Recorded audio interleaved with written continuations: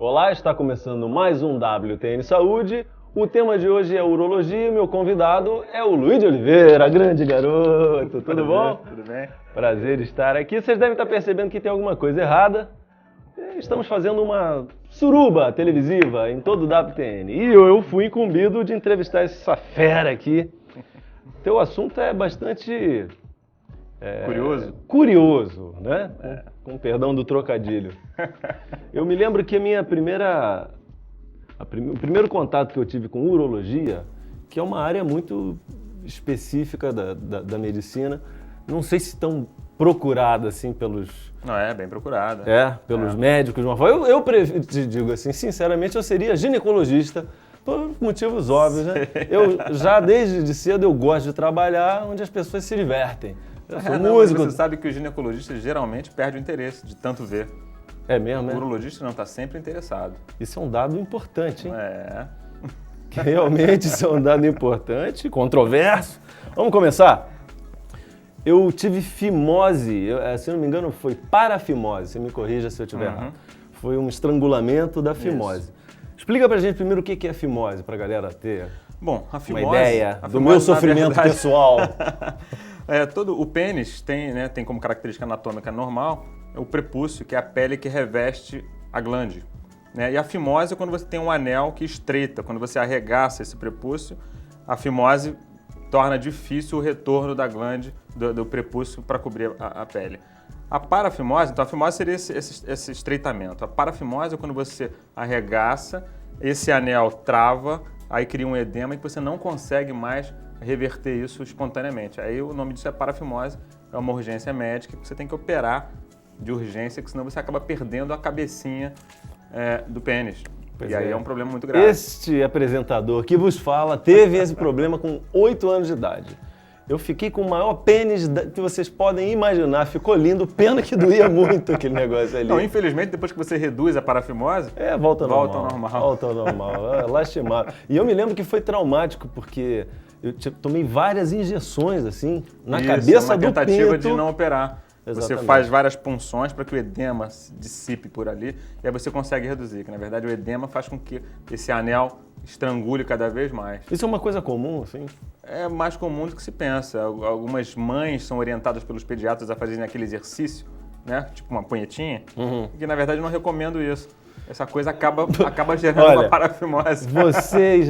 Pena que eu não te conhecia há anos atrás, porque eu fui exatamente nesse papo. Fala, vai puxando que a pele solta e tal. E não soltou coisa nenhuma. Não, então é uma história curiosa para contar. Uma vez estava num pronto-socorro da vida e eu não insisto muito porque dói muito. Ou você faz um bloqueio anestésico para tentar reduzir e opera logo, ou você reduz com facilidade. Então eu estava tentando, eu recém-formado, tentando reduzir a parafimose, a criança gritando muito.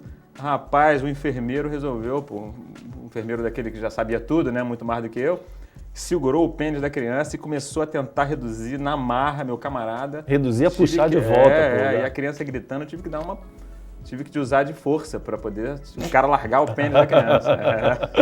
Que isso, é quase um pedófilo, né, esse rapaz.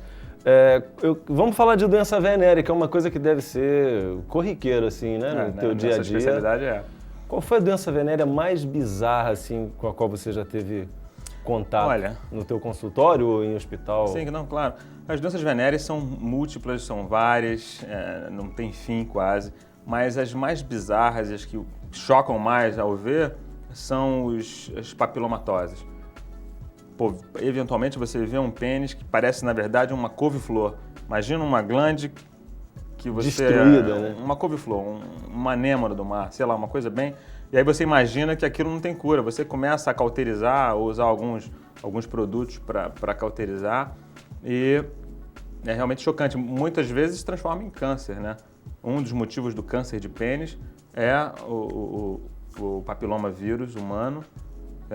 São mais de 200 cepas, mas 3 delas são carcinogênicas e isso é uma coisa que choca muito. Tem a ver com higiene também, não tem? Do cara que deixa aquele peru sujo dias ali. Muito a ver com promiscuidade, né?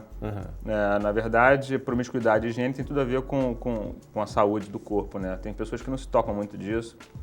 Já vomitou alguma vez, ou sentiu ânsia de vômito, assim, pegando na... Não com doença venérea, porque Na verdade, o urologista é aquele indivíduo que olha com desdém, pega com nojo e recebe como se tivesse feito algo muito melhor, entendeu? Não é tão ruim quanto eu tinha imaginado. Então. Define assim. Podia ser bem pior, né? Eu me lembro que quando eu era pequeno, eu tive cachumba.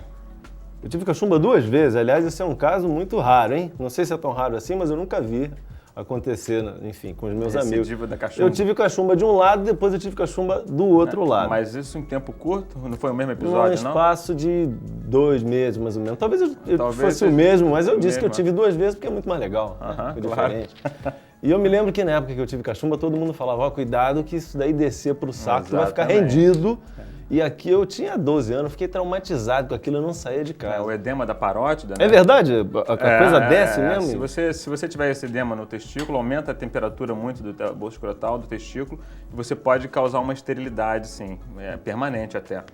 Então é uma virose, você tem que tratar, tem que fazer repouso para essa virose não se estender e não acometer os testículos, porque você pode ficar estéril. Você escapou 2 vezes, né? Eu escapei 2 vezes. Você poderia se transformar num eunuco sem testículo. É verdade, eu podia simplesmente não ter.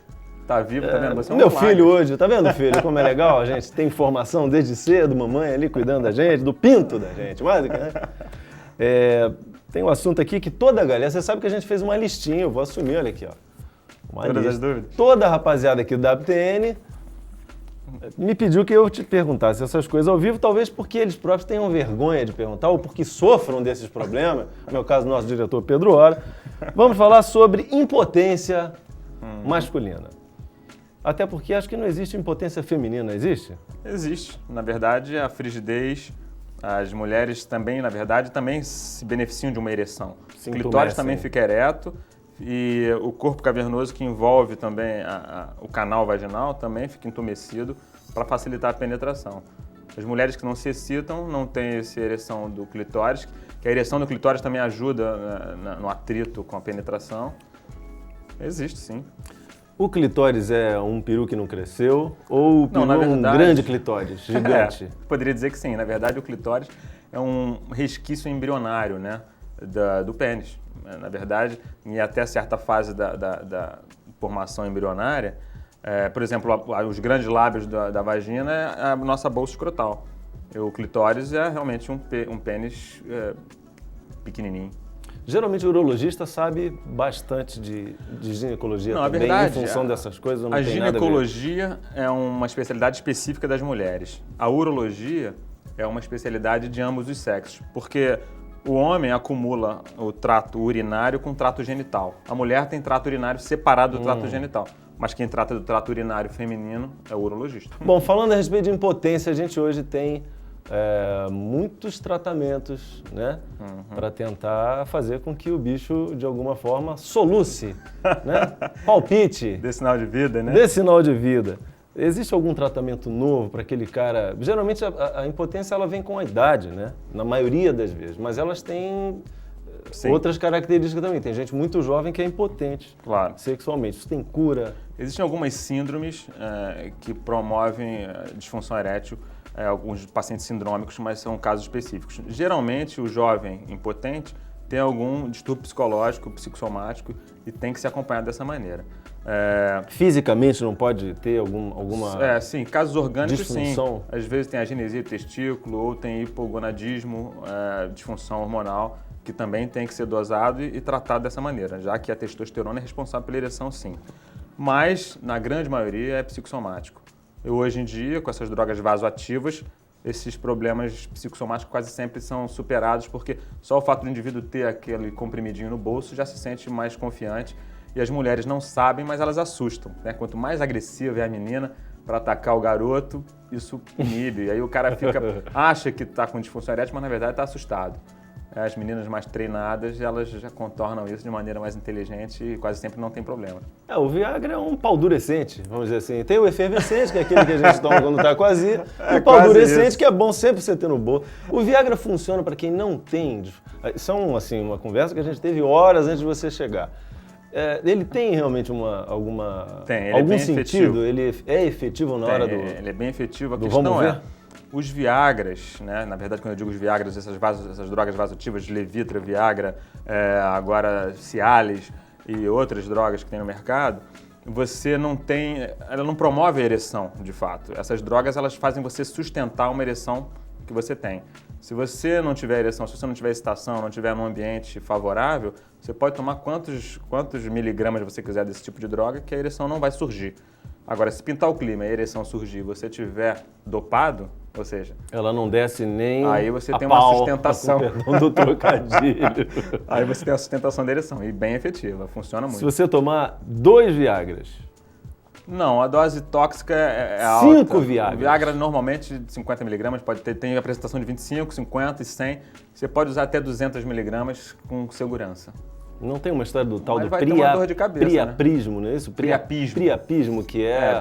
Priapismo é uma patologia. Aquela paldurecência que é eterna, né? E se o cara não der um jeito para baixar, ele vai simplesmente perder o amigo.